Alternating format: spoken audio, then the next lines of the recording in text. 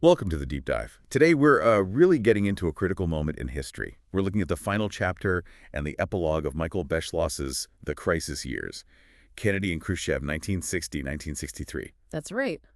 Our goal here is to explore Beschloss's take on what happened right after President Kennedy's assassination.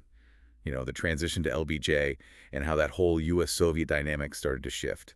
We'll be leaning heavily on Beschloss's work. It's such a heavy period, isn't it? Beschloss does an amazing job showing just how the shockwaves spread globally after November 63. He really does. And what's really compelling is how he captures that feeling of total uncertainty and, well, how the power balance between the U.S. and the Soviets had to be immediately recalculated. Okay, so let's set the stage first. Beschloss talks about this intense hatred Kennedy faced in Texas leading up to the trip. This wasn't just a standard fundraising tour, was it? No, not at all. Beschloss really lays out the deep divisions in the Texas Democratic Party. You had Governor Connally and Senator Yarborough.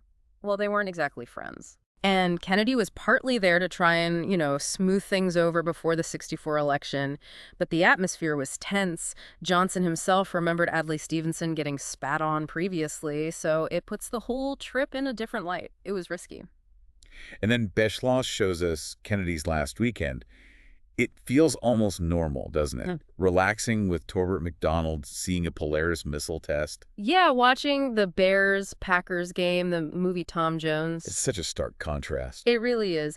Beschloss gives us these glimpses of Palm Beach, reading list from Bunn. It's everything from German military thought to Brzezinski, Ball on developing countries, Yemen, Indonesia. Quite the range. And then these very human moments. It just drives home the life that was cut short, the future that just vanished. But it wasn't all relaxation. Beschloss makes it clear Kennedy was really worried about this Texas trip, the infighting. He almost wished he didn't have to go. Oh, definitely. There was a real sense of unease. That conversation Beschloss details with Smathers, where Kennedy was practically looking for an excuse, any emergency to get out of it.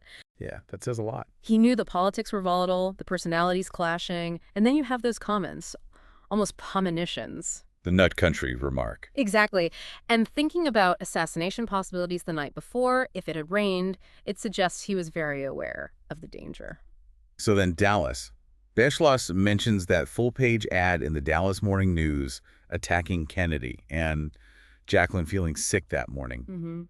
It all just feels so heavy with foreshadowing. That ad really captured the extreme feelings, the polarization. Beschloss uses it to show just how charged things were. And Jacqueline's feeling. It adds that deeply personal element, amplifying the sense of dread, doesn't it? It does. Okay, the assassination itself. The reactions were immediate, global. Beschloss walks us through the key players. Let's start with the U.S. side. Johnson, RFK, Rusk, General Taylor. What were their first thoughts? It's a real mix Beschloss captures. Johnson, stuck at Parkland, immediately fearing a wider plot, a conspiracy. You can feel the uncertainty. Understandable. Robert Kennedy, just sheer shock and grief back at Hickory Hill. For him, an era was just over. And the security implications. Right. Dean Rusk, on the cabinet plane, his mind goes straight to nuclear command. Who's in charge? That's terrifying. And General Taylor. Taylor's worried Johnson hasn't even been briefed on the nuclear satchel of football. It highlights that critical need for continuity of power, especially with the nuclear trigger. What about the Soviets? Gromyko, Khrushchev, what was the reaction there? Disbelief, fear. Beschloss really stresses the impact. Gromyko's first thought was his last talk with Kennedy. Khrushchev was apparently genuinely upset, emotional, but also terrified they'd get blamed.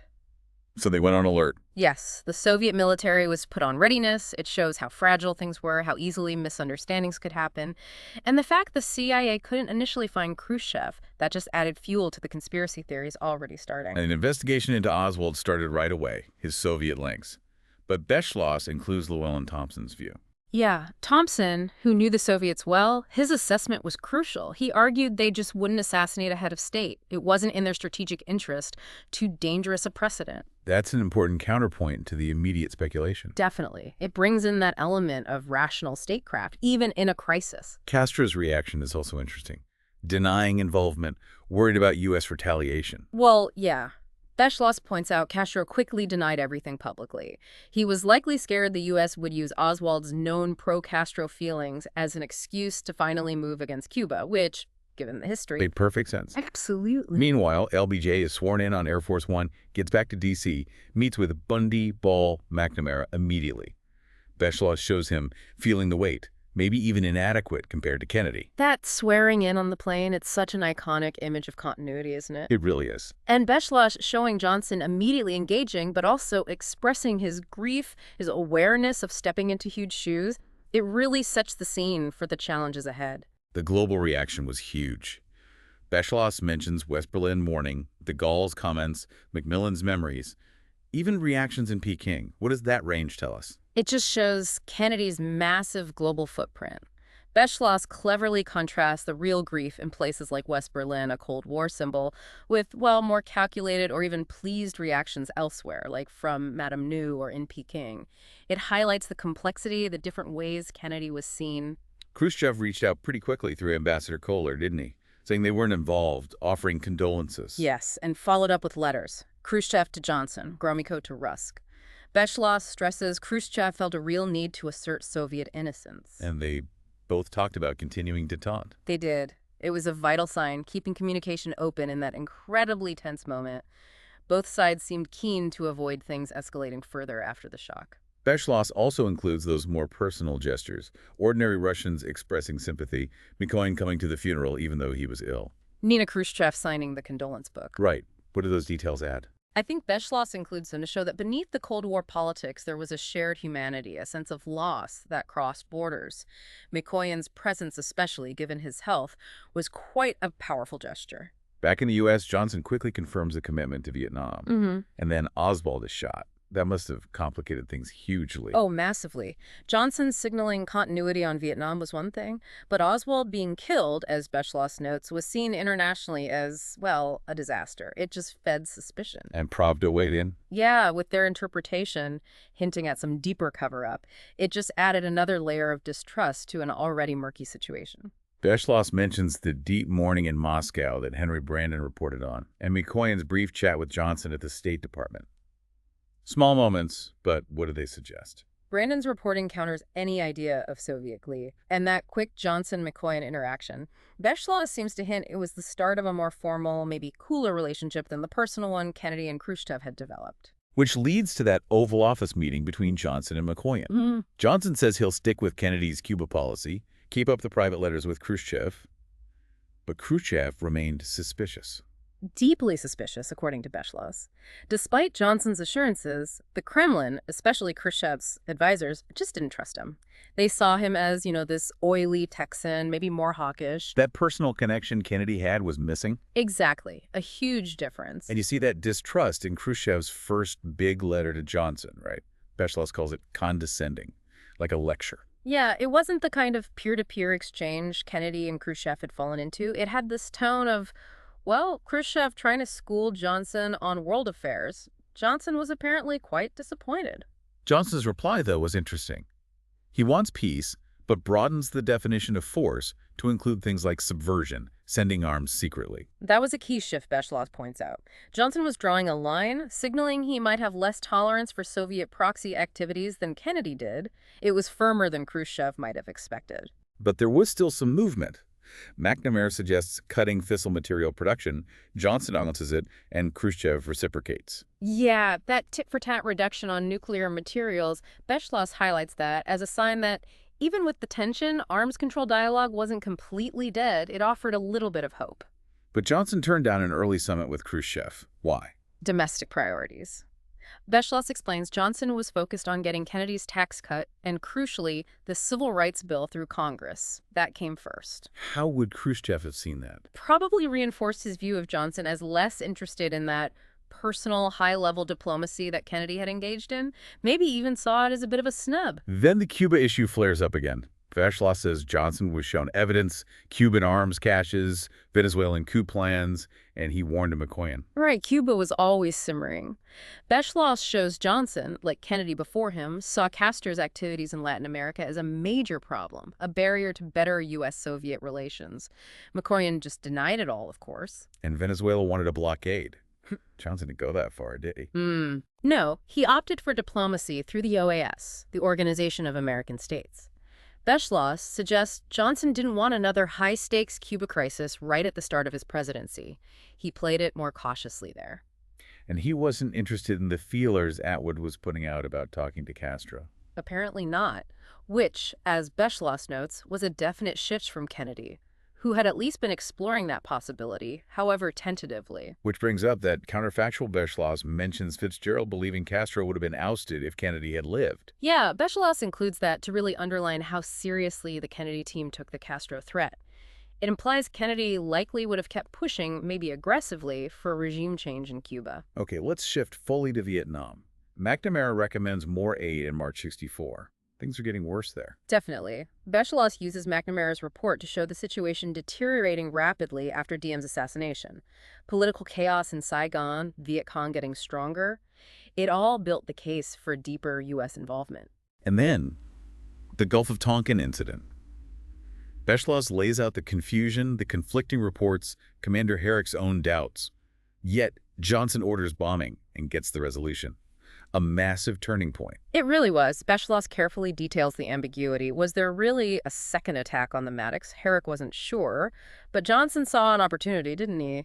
Seems like it. He used it to get that sweeping congressional authorization, the Gulf of Tonkin Resolution, which basically gave him a blank check for the war. Yeah. A hugely consequential decision based on, well, uncertain information. Interestingly, Beschloss says Khrushchev was privately telling Hanoi to negotiate, not try to force a military takeover of the South. Right. That suggests the Soviets, at that point anyway, were wary of the conflict escalating too much. They saw the dangers, maybe more clearly than Johnson did at that moment. And then there's the big what if about Kennedy and Vietnam. Beschloss discusses the idea that Kennedy planned to withdraw after the '64 election, but also the political risks. That's the perennial debate, isn't it? Beschloss presents both sides, the hints of a withdrawal plan, but also the huge political fear of being the president who lost Vietnam. Rusk later said it would have been almost impossible politically for Kennedy to pull out in '65 anyway. Exactly. Rusk's point highlights the immense domestic pressure, regardless of Kennedy's private intentions in '63. The political reality might have trapped him too. How did Khrushchev see Johnson's handling of Vietnam? Beschloss says Khrushchev felt Johnson was getting sucked in, maybe saw him as less savvy than Kennedy. But Khrushchev also admitted he wasn't sure what Kennedy would have done either. It shows how unclear the path forward looked, even to Moscow. And eventually, the Soviets publicly declared the Vietnam War was hurting U.S. Soviet relations. Yeah, that was a clear signal. Beschloss marks that as a major downturn. The war became this huge stumbling block, poisoning the atmosphere for any kind of détente Johnson might have wanted. Okay, let's turn to the Soviet side again. Khrushchev himself was running into trouble at home, wasn't he? Beschloss talks about growing discontent among his colleagues. Yes, a whole range of issues. His personality cult, the fight with China, failures in agriculture, his sometimes erratic decisions. His position was weakening. And the loss of the Kennedy relationship mattered internally. Beschloss suggests it did. That personal connection, that channel to the U.S. president, had given Khrushchev a certain indispensability, a shield against his critics. When Kennedy died, that shield was gone. He tried that late outreach to West Germany. Adzubey's visit, the rumors about the wall. Yeah, but that seemed to backfire too, according to Beschloss. It alarmed the hardliners. And then that bizarre Schwerkman incident. What was that? Oh, some kind of alleged spy scandal involving a West German businessman. Beschloss suggests it might have been engineered by Khrushchev's opponents, specifically to sabotage his West German policy and make him look bad. And it all culminated in his ouster in October 1964. Right. The internal pressures just became too much. Beschloss marks it as the end of an era, really. A major shift in Soviet leadership was coming. Meanwhile, the U.S. election in '64. Beschloss argues Kennedy's death, and Goldwater being the Republican nominee, actually prevented a big foreign policy fight. Interesting point, isn't it? Johnson could run as the sensible centrist against Goldwater's more aggressive why not victory platform. And Johnson even asked Khrushchev to stay out of the election. Yeah, he wanted to project stability, continuity. He didn't want any Soviet interference muddying the waters. David Rockefeller told Khrushchev that Johnson hoped for a Kennedy-like relationship. How did Khrushchev react to Johnson by then? Beschloss says Khrushchev actually saw Johnson as clever. He was relieved Johnson hadn't radically changed Kennedy's policies.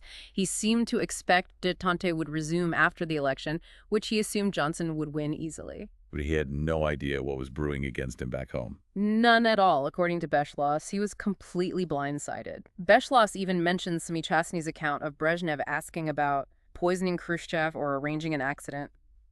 It's chilling. And Sergei Khrushchev, his son, was warned. Yes, warned there was a plot, but Khrushchev himself seems to have dismissed it or underestimated the threat. He even defended his record to the Presidium right before they removed him. So Johnson wins his landslide. Khrushchev is out. The Kennedy-Khrushchev era is definitively over. Absolutely, a complete changing of the guard on both sides. In his wrap-up, Beschloss has this powerful assessment. The Kennedy-Khrushchev years were the closest the world came to nuclear war, but also the start of the biggest arms race. It's a mixed legacy, isn't it? Very mixed. Beschloss gives them credit for navigating the crises, for taking those first steps on arms control like the test ban treaty, but he doesn't shy away from the darker side, the danger, the massive buildup. He argues Khrushchev's own goals, improving life for Soviet citizens, were sort of sabotaged by his clinging to imperial ambitions, world communism, leading to nuclear blackmail. Right, and Beschloss contrasts how Eisenhower handled Khrushchev with more poise, maybe, versus Kennedy. What's the core of that comparison? He thinks Kennedy was too focused on exposing Soviet weakness. Sort of. Beschloss suggests Eisenhower understood the power balance better, managed Khrushchev more coolly.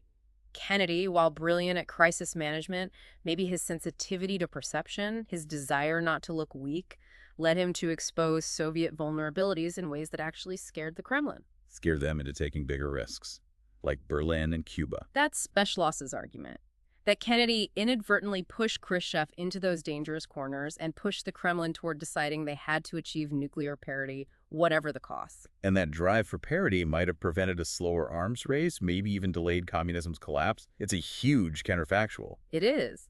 Beschloss raises it as a possibility that Kennedy's approach, while understandable, might have had these unintended long-term consequences for the arms race.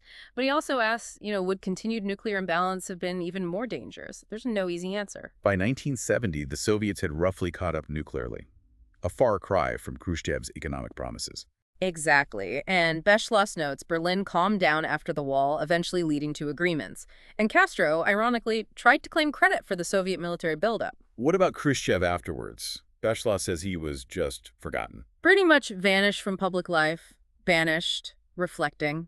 Beschloss mentions his later thoughts on Kennedy, emphasizing trust, human connection. And then those later echoes, Jackie visiting Moscow, Sergei Khrushchev visiting the U.S. Right, leading eventually to the fall of the wall itself.